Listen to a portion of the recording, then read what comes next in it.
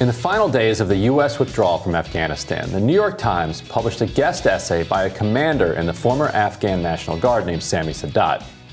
Sadat was critical of Biden's decision to withdraw, writing, quote, "Mr. Biden's full and accelerated withdrawal only exacerbated the situation. It ignored conditions on the ground. The Taliban had a firm end date from the Americans and feared no military reprisal for anything they did in the interim, sensing the lack of U.S. will," unquote. An article in The New Yorker by Anand Gopal, however, is casting serious doubts on Sadat's credibility. According to Gopal, the Afghan Army Corps under Sadat had been taking revenge on civilians as they quickly lost territory to the Taliban. A pushcart vendor named Mohammed Wali recounted that after an Afghan army outpost near his home fell to the Taliban, the army under Sadat's direction began killing civilians indiscriminately.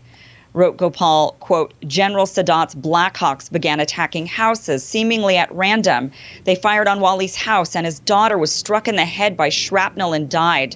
His brother rushed into the yard, holding the girl's limp body up at the helicopter, shouting, 'We're civilians.'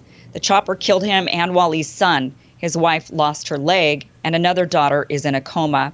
As Wali watched the CNN clip, he sobbed. "Why are they doing this?" he asked. "Are they mocking us?" And I think that this really sort of highlights two different things. One is that, we've heard many reports that the Afghan forces were really a jobs program. A lot of people have been saying there was a lot of corruption. This was a jobs program. And obviously, Sadat doesn't like that his gravy train has taken off. And secondly, I think this also goes to show why the civilians, in many of the reports we found, that they were welcoming in the Taliban. They were saying, come on in, take over. No, right. Many had said the reports that the Taliban had protected them from worse people. They missed that governance, because we swept that out of power and allowed some civilians to be brutalized by medieval forces. And then these are medieval forces we're backing up. I mean, this is horrific. Can you imagine? We wonder why some of these people want us out of their country and the Taliban back in charge. Right, and we only know this because Anand Gopal did this reporting, and he didn't do this reporting because Sadat had published this op-ed in the New York Times. This was actually a coincidence. He'd been doing separate reporting for an essay and for a reported piece in the New Yorker, which everybody should read. It's called "The Other Afghan Women." It's a tremendous piece of journalism. I think he's probably the greatest living journalist today. We wouldn't know about this if not for his reporting. The fact that the New York Times is willing to hold this guy up as evidence of what Biden had done wrong really tells you everything about what the American media refuses to tell you about the war. And we've talked a lot about how one of the problems was that we delegated all of this responsibility to these warlords and funded these warlords who then engage in all sorts of human rights abuses. But what this shows is that it isn't just the warlords. Sadat is the next generation. He went to Britain for school. He's a much more sophisticated Afghan commander. Yet the structure that he's part of is the same. So it's not necessarily that the warlords that we funded that were creating all of the havoc. It turns out that it's the structure that we created that was leading to this, and then allows an alleged war criminal to take to the pages of the New York Times to defend the honor and integrity of the Afghan National Army.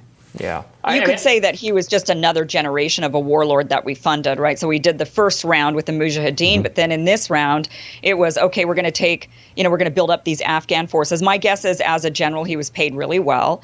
And they didn't really have an ideological reason for fighting. And that's what a lot of these, a lot of the reports we're hearing from even just people that served over there. And when we're kind of examining how the collapse happened so quickly, they're saying, well, because there wasn't really an ideology behind it. They were just getting a bunch of money.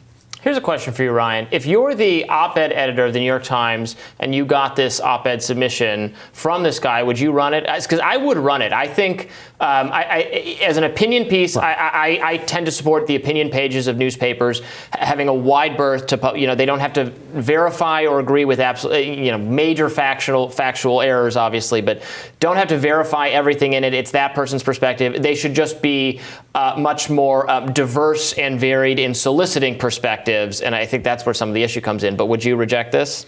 Well, there was no diversity, though. Right. That's the error, not the decision to publish this at all. Right. There was no decision to publish this. This was just automatic. Like, whoa, we got an army general from Afghanistan who's going to crap on Biden in the middle of this withdrawal. Yes. Run. Stop the presses so that we can run this into the next issue. But nobody give David Brooks the day off. This is going. We're done. But there was that we know of no effort to go out and find Wali and say, why was the Taliban welcomed in this area when the Taliban was despised when they left when they were pushed out in 2001, 2002? Why are they now being welcomed back? I would support a diversity of voices, but the New York Times is not the place that you're going to go. I just bring that up because a lot of I read op-eds from or things from like the Mahmoud Ahmadinejad. I don't remember if he actually had an op-ed, but he'll speak. He spoke at Columbia University, and all the conservatives go, how dare would you let him speak? He probably had an op-ed, things like that. And then obviously, Tom Cotton has an op-ed. Liberals lose their minds, and that kind of tendency just annoys me. As I think it annoys you as well. But for engaging in these the alleged war crimes, I'm comfortable with canceling him at this point. Kim, how about you? Cancel Sadat? Well, I think that they should have run this piece, and so I support that they did this. But and I don't really know if they should have.